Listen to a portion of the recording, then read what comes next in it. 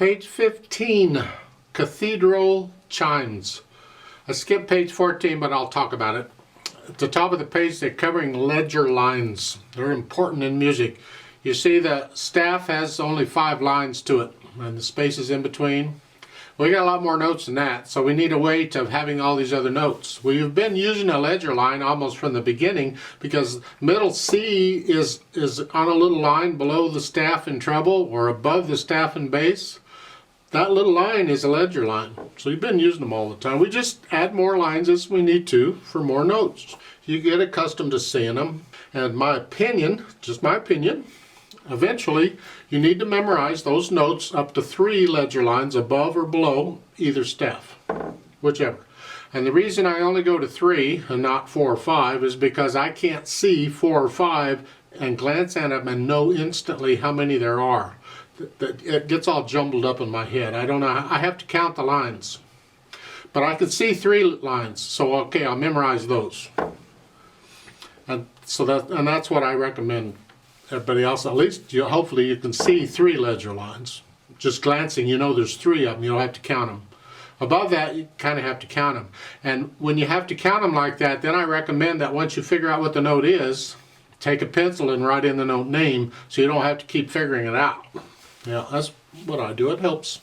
So on page 14, on octave warm-up, we're simply using a bunch of C's. And in bass clef, 2 ledger lines below the bass clef is a C, and it's 2 octaves below middle C. It's here.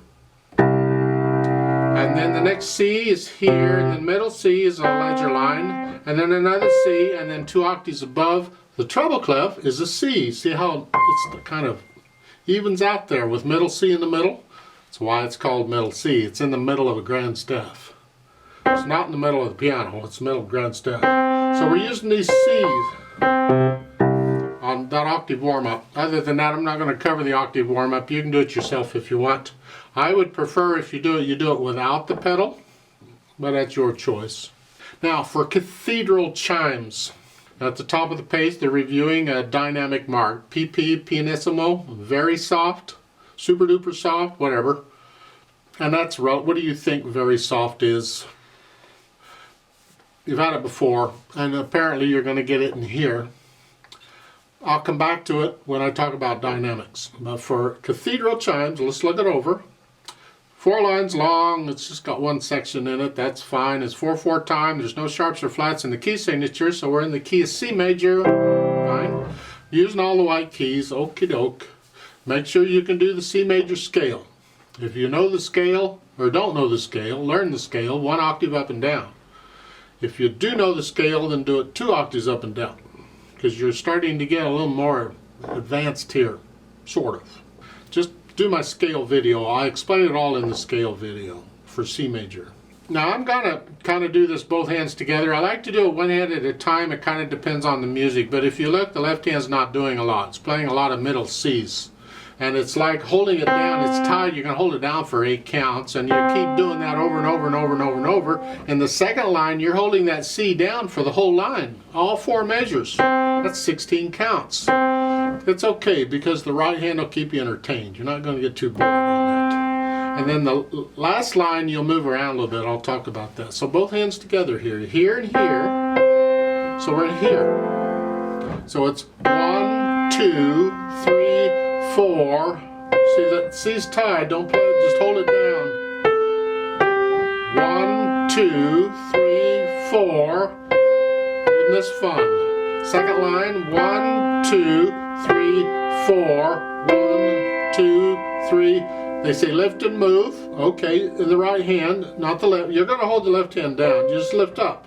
You just, from here to here. You're in this position to here. So it's, you're here. Then you lift up. The beat has to be steady, so you just go cut that whole note a little bit short, about an 1/8 rest or something. 1, 2, 3, 4. 1, 2, 3, 4, and then the third line, you have a half rest in the right hand. This gives you time to move back down here. So it's 1, 2, 3, 4, and you do that some more. Jump down to the last line, measure 13. It's here, 2, 3, 4, 2. Now the left hand gets to move. So you lift up.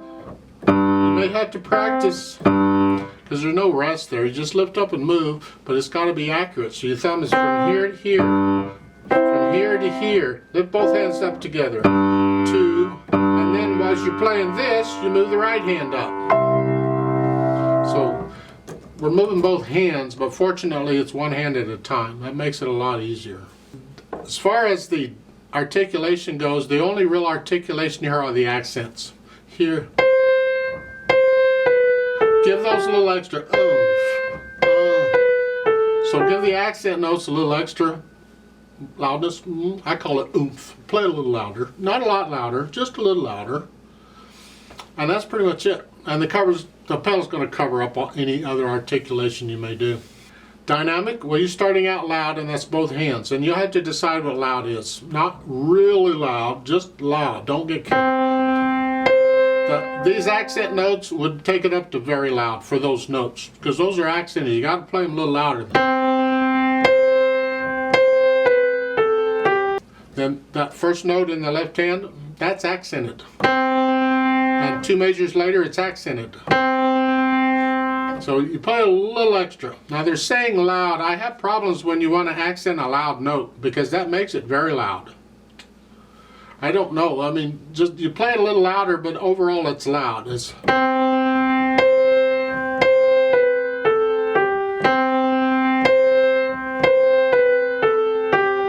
second line, the left hand's not accented. It's regular, but the right hand is. It's still accented. And the third line, now we're very soft. It's like an echo of that.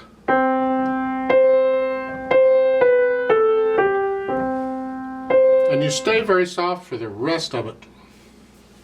At the bottom, the next to last measure, there's a retardando there. The R-I-T, it means slow down. So you hear the beat just slows down. So it's 1, 2, 3, 4, 1. So forth. Speed-wise, quickly and joyously, it's a happy piece, I reckon. Oh.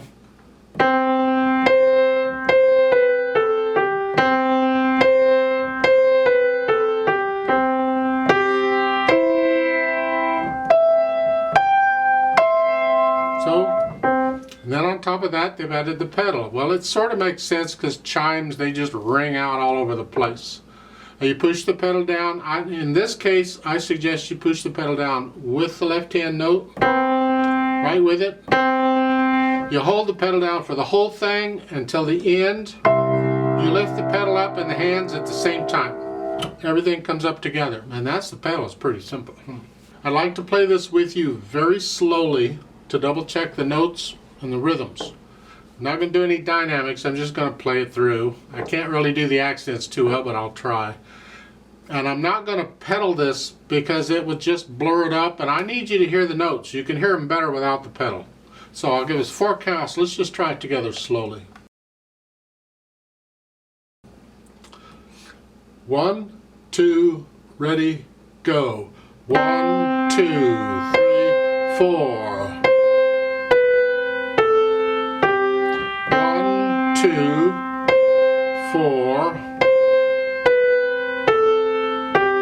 1, 2, 4. 1, 2, 3, 4. 1, 2, 3, 4. 1, 2, 3, 4.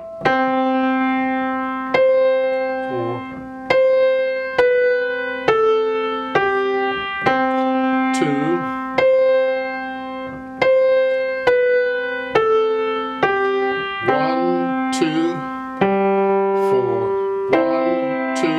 3, 4.